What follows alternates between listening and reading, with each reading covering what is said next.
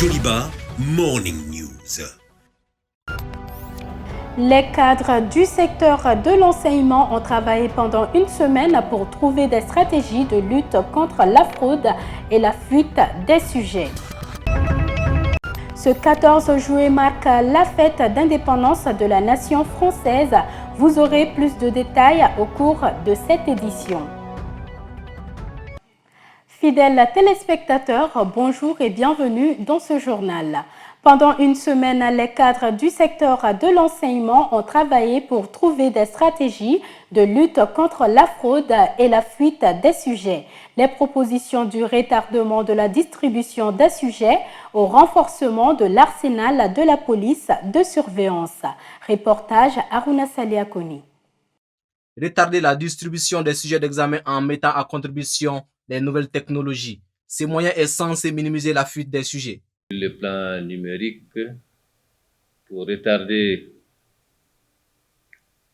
la distribution des sujets jusqu'à la dernière minute, enfin jusqu'à l'heure des épreuves, ce qui demande beaucoup de moyens matériels pour un sujet qui vient à une heure de l'épreuve. En ce qui concerne la détention des sujets par les présidents du centre d'examen dans des localités reculées, elle est jugée trop longue. Des propositions ont été faites pour diminuer ce temps. Donc, ils ont demandé de trouver des formules adaptées pour que cela cesse, pour que les centres éloignés où l'accès est réellement difficile, de trouver un moyen de réduire le temps de possession du sujet avec le président du centre. Il est aussi ressorti de l'atelier des moyens de renforcement de la police de surveillance et du règlement intérieur des examens. Des principes qui sont édictés pour que les surveillants, le président des centres et ses vice-présidents puissent gérer les examens en bonne et due forme. Et renforcer également l'arsenal du règlement des examens. Le règlement des examens s'adresse aux candidats aux examens. La synthèse de ces différentes recommandations sont en cours. Lesquelles recommandations seront bientôt envoyées au cabinet pour application lors des examens de cette année, comme l'a recommandé Madame le ministre de l'Éducation nationale pendant son discours inaugural de l'atelier.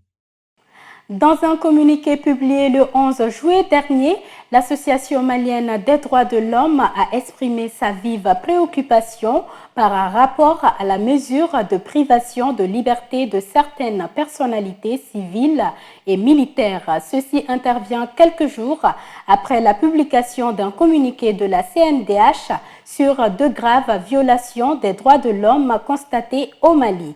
Qu'en est-il de la situation? Aminata Chektal. La liberté d'aller et venir est l'un des droits fondamentaux garantis par la Constitution du Mali et des instruments juridiques internationaux et régionaux dûment ratifiés par le Mali. C'est le rappel fait par l'Association malienne des droits de l'homme aux autorités maliennes. Dans leur dernier communiqué, l'AMDH dénonce, je cite, la violation des libertés de mouvement de certaines personnalités civiles et militaires par rapport à la mesure de privation de liberté à travers notamment la résidence surveillée décidée par les nouvelles autorités à l'encontre de l'ancien président de la transition Bandao, son premier ministre Mokhtar Wane, ainsi que d'autres personnalités dont le général Souleymane Doucouré, ancien secrétaire général du ministère de la Défense et des anciens combattants. Elle estime que faute d'infractions légalement établies et reprochées aux personnes concernées, celles-ci doivent être immédiatement libérées. En effet, l'article 5 de la Constitution du Mali dispose que l'État reconnaît et garantit dans les conditions fixées par la loi la liberté d'aller et venir, le libre choix de la résidence, et j'en passe. Cette liberté de mouvement est inhérente à la personne humaine et ne saurait être retirée si la personne ne fait l'objet d'aucune poursuite judiciaire. Le 7 juillet dernier, la Commission nationale des droits de l'homme, CNDH, a également publié un communiqué dans lequel elle dénonçait de graves violations des droits de l'homme. Elle disait suivre avec gravité la recrudescence de l'insécurité caractérisée par des atteintes à la vie, à l'intégrité physique et aux biens dans le centre du pays, notamment à Badiangara, Koro, Bankas dans la région de Mopti, ainsi qu'à Dogofri et Farabougou dans la région de Ségou, suite à de violents conflits intercommunautaires. L'État serait-il incapable d'assumer ses responsabilités en allant sur le fondement de la loi fondamentale et de la Charte du Mali, de la Déclaration universelle des droits de l'homme, de la Charte africaine des droits de l'homme et des peuples, ainsi que du pacte international relatif aux droits civils et politiques engageant l'État malien à respecter et à faire respecter les droits fondamentaux de toute personne résidant sur le territoire malien? Le temps nous le dira. Ce mardi 13 juillet 2021 s'est tenue une conférence de presse au centre de santé de Bamako-Koura pour Libana. L'objectif était de dénoncer l'installation anarchique des kiosques devant le CESCOM de la commune 3. Le point avec Fanta Diarra et Moussa Tembini. Depuis un certain temps, le centre de santé de Bamako-Koura Bolibana est pris d'assaut par un groupe de commerçants qui a fini par installer des kiosques sur le trottoir. Le président de la jeunesse s'exprime sur les dégâts que ces installations peuvent causer. Et ici, nous avons différentes institutions. Nous avons le CESCOM, nous avons un jardin d'enfants, nous avons le foyer des jeunes qui a un atelier d'apprentissage, qui a une salle d'informatique et avec un groupe de théâtre et de taekwondo. Et quand vous imaginez que installer ces kiosques sur le trottoir qui devait être une utilité publique afin que nos pauvres citoyens puissent vaquer librement en toute sécurité, aller au marché, les enfants vont à l'école et les malades qui doivent arriver. Donc nous avons vraiment besoin que nos institutions nous soutiennent, qu'ils nous comprennent, qu'ils savent qu'un maire ne peut pas se permettre tout.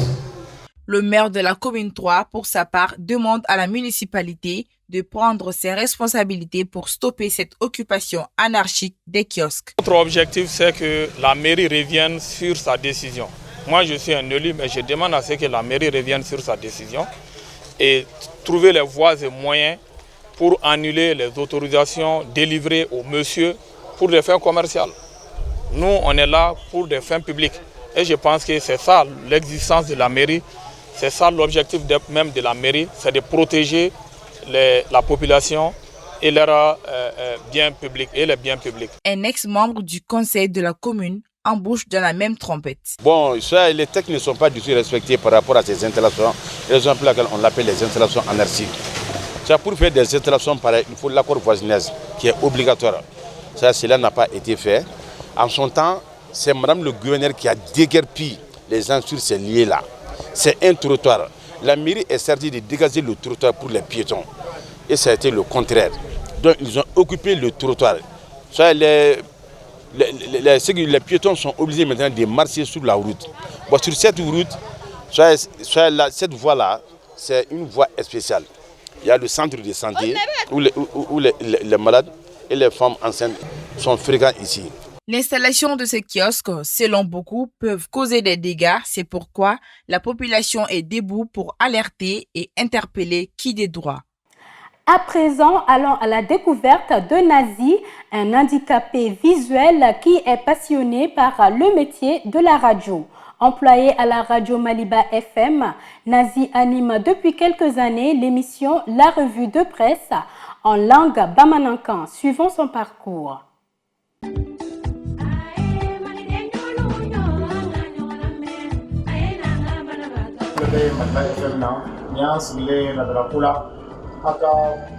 Il s'appelle Nazi Dambélé, il est handicapé visuel. Depuis quelques années, il travaille à la radio Maliba FM. Sortant de l'Institut des jeunes aveugles du Mali, IJA, Nazi n'a pas pu aller au bout de ses études suite à l'expiration de sa scolarité au lycée. Mais qu'à cela ne tienne, l'homme n'a jamais désarmé. Il pratique avec bonheur le boulot de ses rêves. J'étais à l'IJA dans les années 1995. J'ai fait mes premiers cycles là-bas et puis second cycle. Et Amourou Patiba, qui est à Bolibana. Voilà, j'ai fait là-bas quelques années, de 2009 jusqu'à 2014. depuis 2015 jusqu'à nos jours, je suis là quand même à la radio Maliba FM. Chaque matin, Nazi prépare ses émissions avec ses collègues qui l'assistent en lui dictant des textes qu'il écrit via un braille. Avait décidé les anomalies de gestion portant sur plusieurs milliards de francs. Après un stage, il anime depuis quelques années 2 émissions. Et il s'agit de revue de la presse. Ça, c'est tous les jours du lundi au vendredi, 11h midi. Et puis Kibarou, qui est le journal en langue nationale Bambara. Voilà, ça c'est à 19h, 19h30. Célibataire sans enfant et âgé d'une vingtaine d'années, l'homme est apprécié par ses collègues. Je peux dire que Nazi, c'est un jeune journaliste qui est très courageux. Malgré son handicap, et il a le courage. Il a le courage vraiment de travailler. Il aime vraiment ce métier. C'est pourquoi il se donne beaucoup pour vraiment l'amélioration de cette radio. Même s'il voulait être footballeur au départ, ce passionné de la radio avoue qu'il n'est pas venu dans ce métier par hasard. Dans mon enfance, j'ai décidé d'être footballeur ou bien un homme de médias. Enfin, il encourage les autres handicapés à se battre dans la vie. Dans ces derniers temps-là, tout le monde se cherche. La vie même est très chaude. Dans ce cas, on ne peut pas être toujours dépendant de quelqu'un. Des exemples comme celui de Nazi, il en existe peu dans ce pays. Et l'histoire qui démontre une fois de plus que tout est possible quand on y croit. Et que le fait d'être en situation de handicap ne peut empêcher une personne de travailler et de vivre dignement. À Bamako, les patrons et les employés des mototaxis gagnent parfaitement leur vie. Quant aux clients, ils se disent satisfaits de cette initiative qui, d'après eux, allège leur souffrance pour ce qui concerne le transport. Reportage Adamo Sanogo. Bamako, la capitale malienne, est vaste. Il n'est donc pas aisé de joindre le tour de la ville aussi facilement. Ils circulent à travers la ville avec des tenues différentes et aussi avec des casques. Ils sont endurants et exercent leur profession avec passion. Le mot mototaxi suffit pour identifier ces hommes et femmes au service des potentiels clients. Au Mali, le phénomène prend déjà de l'ampleur. Le secteur emploie beaucoup de jeunes. Je dirais que nous sommes actuellement à peu près à 150 chauffeurs. Le chômage est un réel problème pour la jeunesse en ce moment.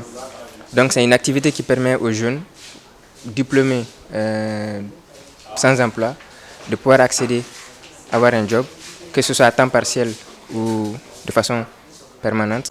Mohamed Touré est un jeune chauffeur de mototaxi. Selon lui, ce métier est très bénéfique. Être chauffeur de mototaxi m'a beaucoup aidé. Je ne travaille pas, mais aujourd'hui, j'ai un boulot et je me suis même acheté une moto. Pour les clients, l'avènement des mototaxis à Bamako a fait un ouf de soulagement dans le domaine du transport. Les mototaxis nous ont beaucoup aidés. Les jeunes n'empruntent plus nos motos. Ils préfèrent aller vers ces motos.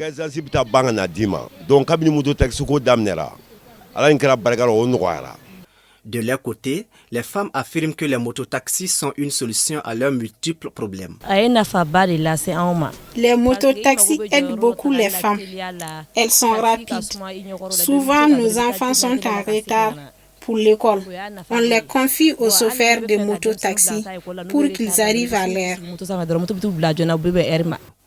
Toutefois, les clients invitent les chauffeurs de mototaxi à la prudence dans la circulation et c'est pour une meilleure sécurité des personnes et de leurs biens. Ce mercredi, le groupe Bintili Communication a reçu la visite des étudiants de l'école spéciale de commerce, d'administration et de l'entrepreneuriat dans le cadre de leur formation académique, marketing et communication. Objectif, mettre en place des passerelles entre l'entreprise et l'université. Quelques impressions avec Oumou Makalou. On nous a demandé à l'école de faire une visite d'entreprise et on a choisi Bintili Communication. En venant ici, on ne savait pas que Bintili Communication, c'était un groupe de communication. À notre surprise, on a su que Bintili Communication, ils ont des filiales genre Joliba TV, Joliba FM. On a vraiment aimé. Il y a beaucoup de trucs qu'on ignorait en venant ici et on échangeait avec les journalistes, les réalisateurs. Ce que j'ai retenu, c'est plus les conseils qu'on nous a donnés, quoi. De travailler dur, de mettre du sérieux dans tout ce qu'on fait et d'avoir une bonne personnalité, quoi. Et peut-être un jour, je ferai partie de cette famille qu'on appelle Bintili Communication. Quand on a visité le lieu, on était franchement épatés, car c'était la toute première fois. Et comme on n'y était pas habitué, on a vu plein de choses nouvelles et ça nous a vraiment plu. On a retenu plein de choses, comment les trucs se passent à la télé, à la radio qu'on ne savait pas et tout. L'image du jour nous conduit à la découverte de l'île de Gorée, ou simplement Gorée. Gorée est une île de l'océan Atlantique Nord située dans la baie de Dakar. Au large des côtes du Sénégal, Gorée a été du 15e au 19e siècle le plus grand centre de commerce d'esclaves de la côte africaine. Tour à tour sous domination portugaise, néerlandaise, anglaise et française, son architecture est caractérisée par le contraste entre les sombres quartiers des esclaves et les élégantes maisons des marchands d'esclaves. C'est un lieu symbole de la mémoire de la traite négrière en Afrique. Île de 28 hectares située à 3,5 km au large de Dakar, elle est l'une des 19 communes de la capitale sénégalaise. Classée site historique par l'administration coloniale dès 1944 avec des mesures de sauvegarde spécifiques, Gorée n'a enregistré depuis aucune construction majeure susceptible de porter atteinte à l'authenticité du site qui est resté presque intact dans ses composantes les plus fortes. Elle a par la suite été inscrite sur la liste du patrimoine national du Sénégal en 1975 et sur celle du patrimoine mondial en 1978. L'île de Gorée est aujourd'hui une terre de pèlerinage pour toute la diaspora africaine, un foyer de contact entre l'Occident et l'Afrique et un espace d'échange et de dialogue des cultures à travers la confrontation des idéaux de réconciliation et de pardon. La page internationale à présent avec Mohamed Attayer Alidou. Emmanuel Macron a parcouru sous un ciel gris les Champs-Élysées en commande-car aux côtés de son chef d'état-major des armées, le général François Lecointre, qui cédera sa place dans quelques jours à l'actuel chef d'état-major de l'armée de terre, le légionnaire Thierry Bourcard. Emmanuel Macron a rendu un hommage appuyé mardi soir au général Lecointre en saluant son admirable vaillance, son engagement et sa loyauté au terme de 4 ans de service. Cette année a donc signé le retour des troupes, des drapeaux et des blindés sur la célèbre avenue parisienne des Champs-Élysées, mais l'accès au spectacle a été limité. Les spectateurs devaient être munis du pass sanitaire et porter un masque.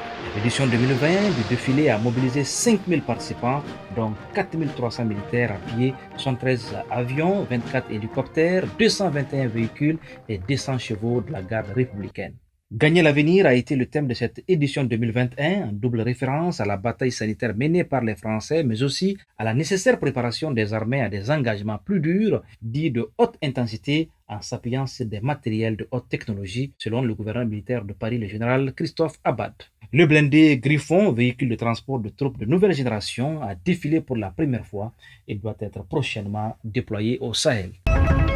En Haïti, un comité chargé des funérailles du président Moïse a été installé. Le Premier ministre par intérim Claude Joseph a présenté les membres du comité lors d'une conférence de presse au cours de laquelle il n'a pas précisé la date de l'enterrement. Le gouvernement a 2 priorités, continuer à mener l'enquête pour que le président de la République, ses proches, sa famille, ses amis, ses alliés et la nation trouvent justice et tout mettre en œuvre pour honorer la mémoire du président en organisant des funérailles en bon état, a-t-il déclaré. Le comité, constitué par décret publié lundi, est composé des ministres de la Culture, de l'Intérieur, de la Défense, des Affaires étrangères, du directeur de cabinet du président et du secrétaire général de la présidence et du chef du musée du Panthéon national. Le chef du gouvernement a en substance demandé à la population d'accompagner cette commission, de participer à la cérémonie d'hommage qui sera organisée à la mémoire du président assassiné, une manière pour lui de repartir avec honneur et dignité, a-t-il ajouté. Une cinquantaine de Cubains sont rassemblés devant leur ambassade à Lima pour appeler à un changement de régime dans leur pays d'origine suite aux manifestations contre le gouvernement sans précédent à Cuba. Le peuple n'a pas supporté après 62 ans de dictature et il est descendu dans la rue. Nous, en tant que Cubains et résidents ici au Pérou, on vient ici devant l'ambassade comme un acte symbolique en soutien à notre peuple qui a décidé de dire stop. Le seul moyen est d'être pacifique. S'ils veulent du sang, qu'ils fassent couler du sang. Que ce soit eux qui prennent les armes, nous n'allons pas prendre les armes. Nous sommes pacifiques, nous avons toujours été pacifiques. Peu habitués à voir des émeutes dans les rues de l'île et encore moins à voir la police utiliser des matraques, des gaz lacrymogènes ou tirer des coups de feu en l'air, les Cubains étaient encore sous le choc lundi après les manifestations historiques contre le gouvernement de la veille. Cette mobilisation était inédite à Cuba où les seuls rassemblements autorisés sont généralement ceux du Parti communiste. Des habitants de Manchester participent à une manifestation contre le racisme devant une fresque murale du footballeur anglais Marcus Rashford qui a été recouverte de graffitis racistes après la défaite de l'équipe en finale de l'Euro 2020 contre l'Italie dimanche. Les habitants ont depuis recouvert les graffitis par des messages de soutien. J'ai des enfants métis. Je suis une fille du coin. Je pense que c'est dégoûtant la façon dont le gouvernement traite les personnes noires comme si c'était anormal. Les encourager à être viles et à s'en prendre aux personnes noires, c'est juste dégoûtant. Je suis là pour apporter mon soutien à un mouvement auquel je crois que tout le monde est égal. Si les 3 footballeurs qui ont raté les tirs au but les avaient marqués, tout le monde aurait applaudi avec eux, pas contre eux. Vous voyez ce que je veux dire? Alors, tout le monde devrait prendre conscience de la chose et les soutenir parce qu'ils nous ont amenés jusqu'en finale. Et c'est notre meilleur résultat depuis des années. Nous devrions donc les soutenir pour cela.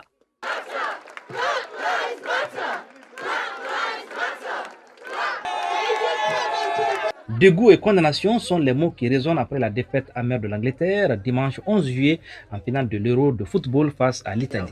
Les 3 joueurs anglais, Saka, Rashford et Sancho, malheureux lors de la séance des tirs au but, ont été les cibles d'insultes racistes sur les réseaux sociaux. Une défaite de plus dont se seraient bien passés les Anglais.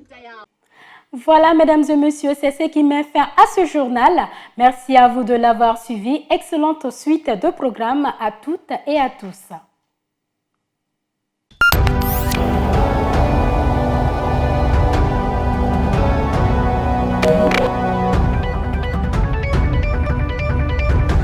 Joliba Morning News.